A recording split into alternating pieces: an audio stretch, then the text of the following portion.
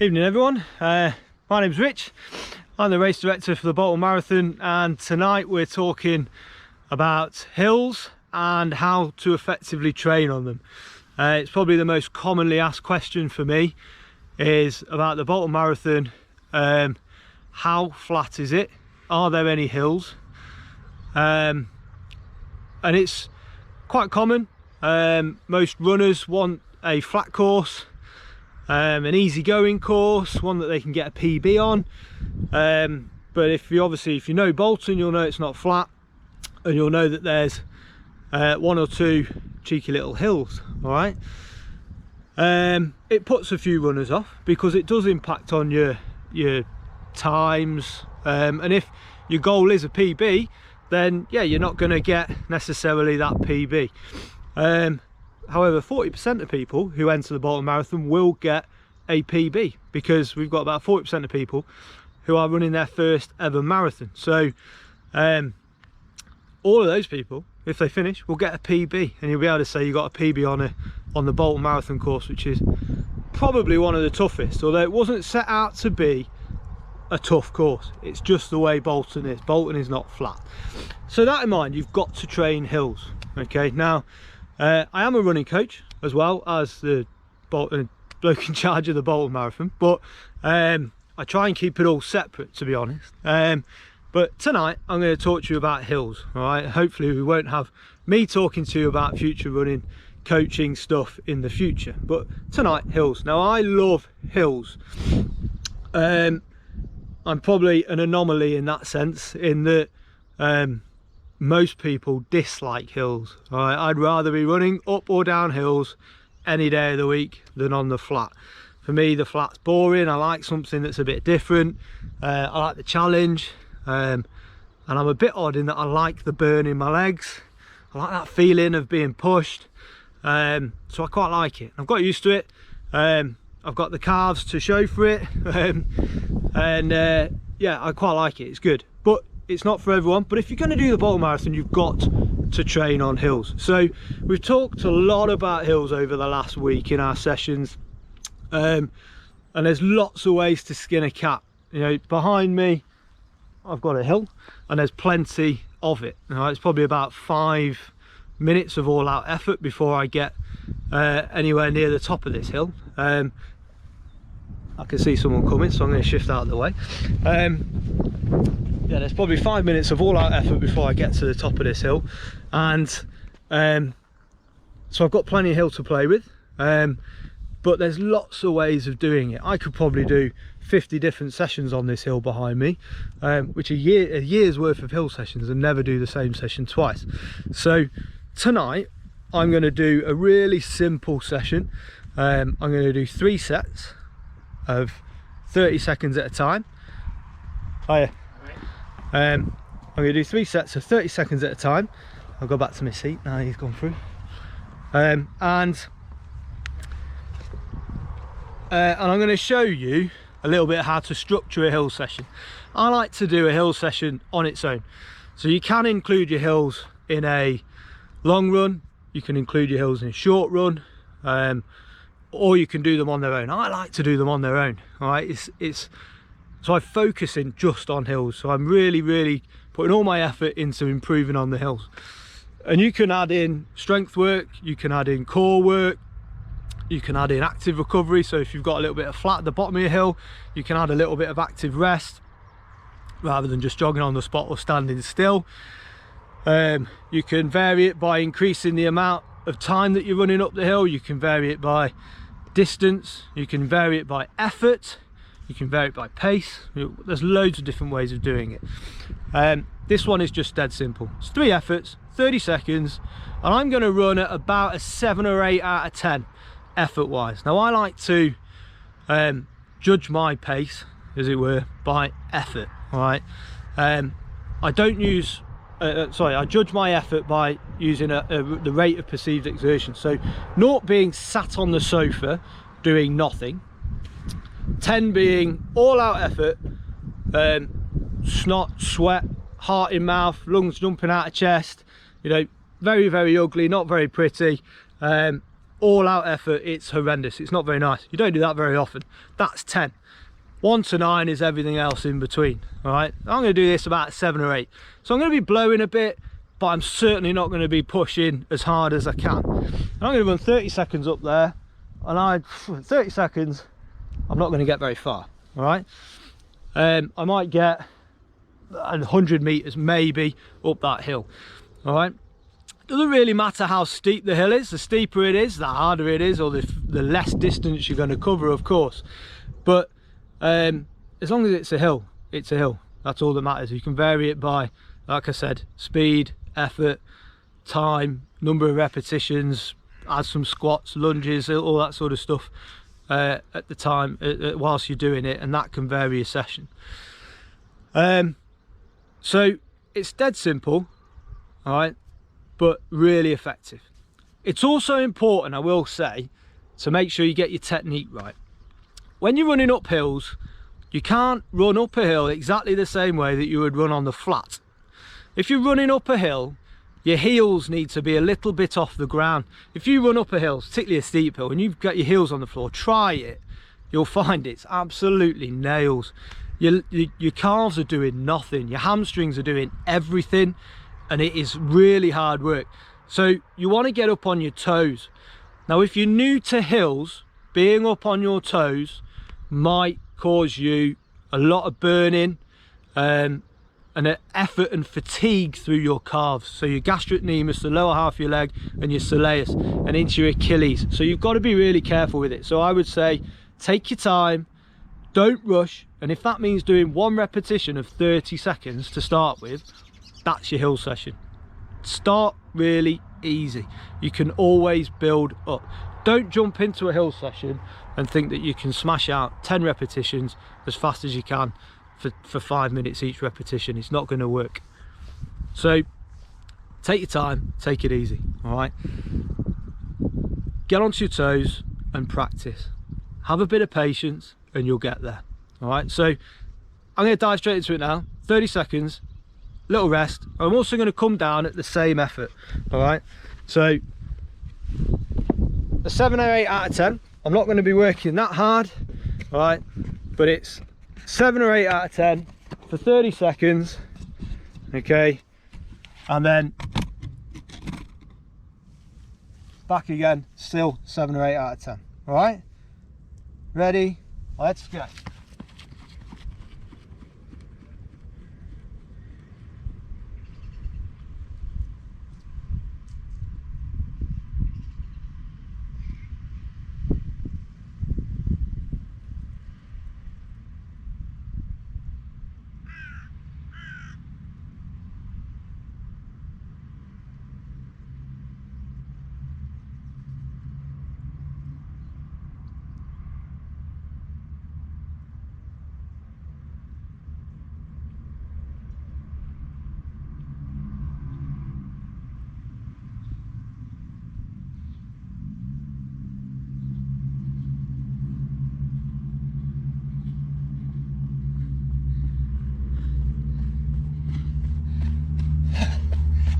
So there we go, first one done. I'm breathing a bit hard, but you know, it's not ugly, it's fine. I'm a quick breather, literally just get some big deep breaths in, 5 or 6 of those, and then I go again. 30 seconds there, and whatever it is to come back.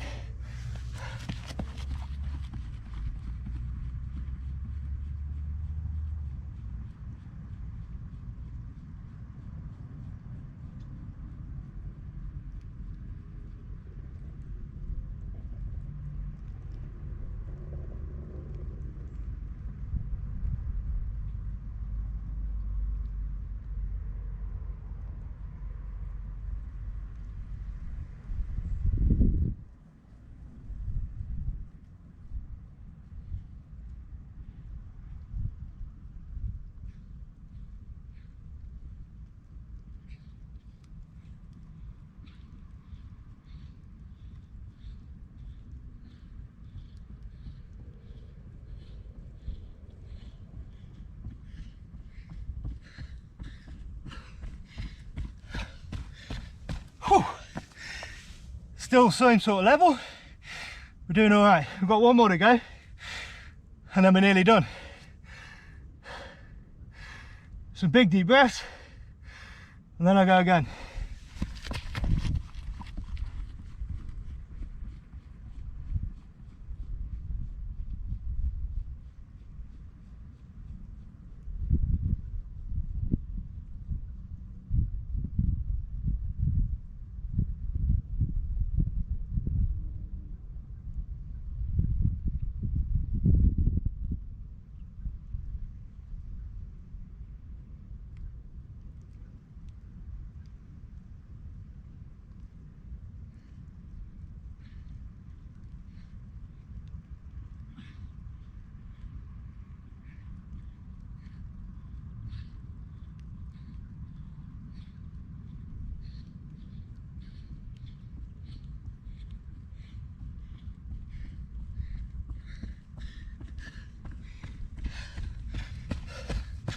So there we go.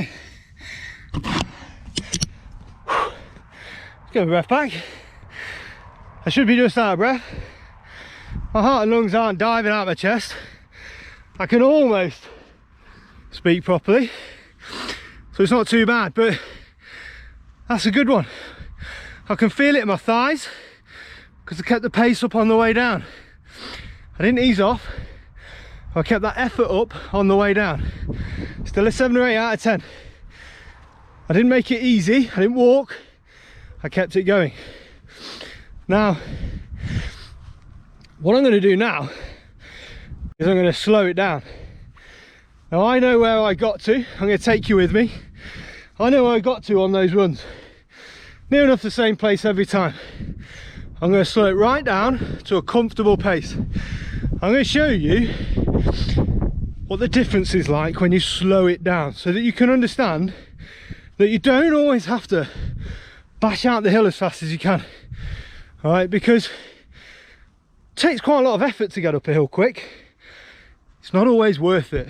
So sometimes going slower is better. So I'm going to go nice and slow for 30 seconds. You're going to come with me. Got 30 seconds, nice and steady.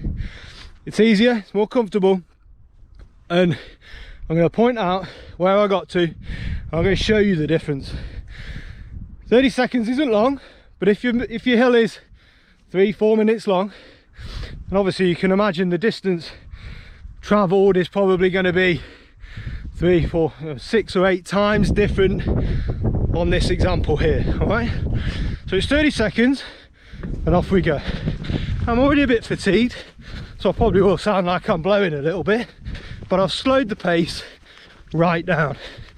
All right, I stay on my toes, I keep it nice and steady. All right, now the idea of this is that you get to the top of the hill and you can still keep going.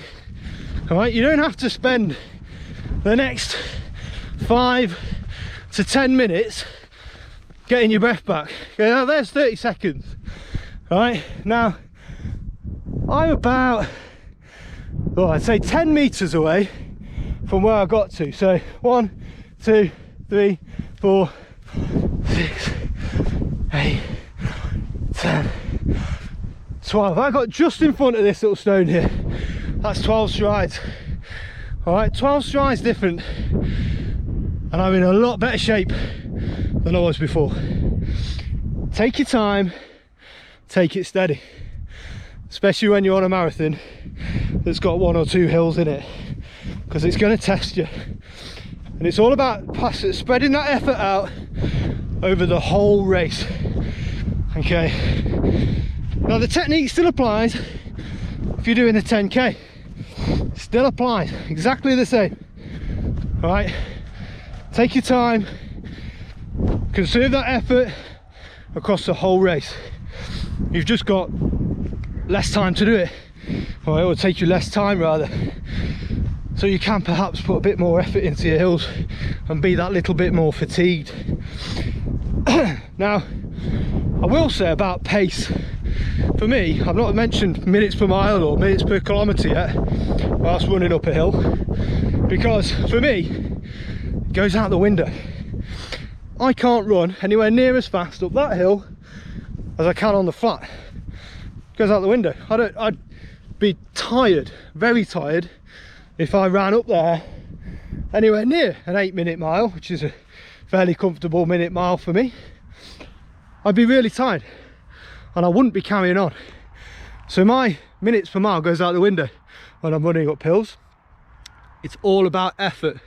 If you train with heart rate zones, you want to stick in a certain heart rate zone. For me, I train with rate of perceived exertion, so I keep that the same effort as I would on the flat. And if I keep it the same effort as that's essentially flat, other than a little bit of extra burn in the legs, I feel fine. And that's what it's all about. So I can get to the top of the hill and I can keep going. I don't have to then stop. So try it, give it a go. You can play about with it.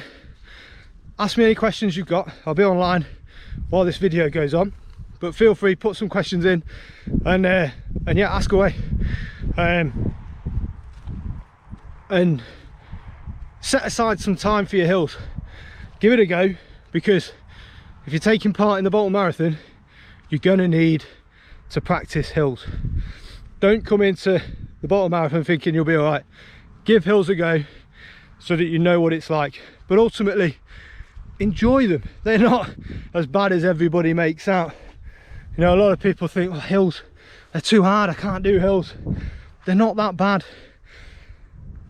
Various sessions, not every hill session has to be flat out 100 miles an hour. It can be whatever you want it to be. All right, so play about with it. Understand your efforts, you know, so you'll need to know what your 10 is.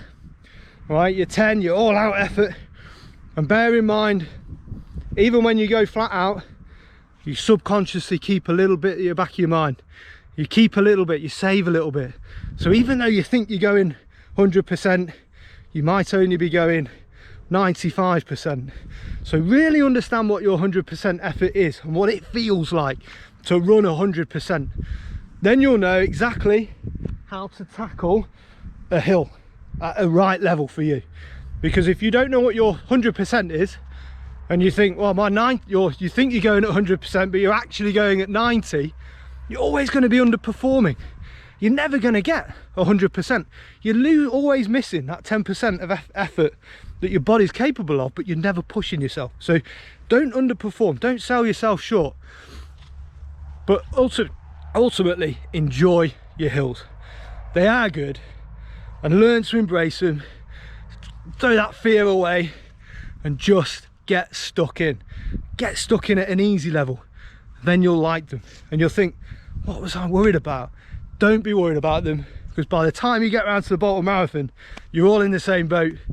Everyone's going to be dragging you up them. You're going to love it, guarantee it.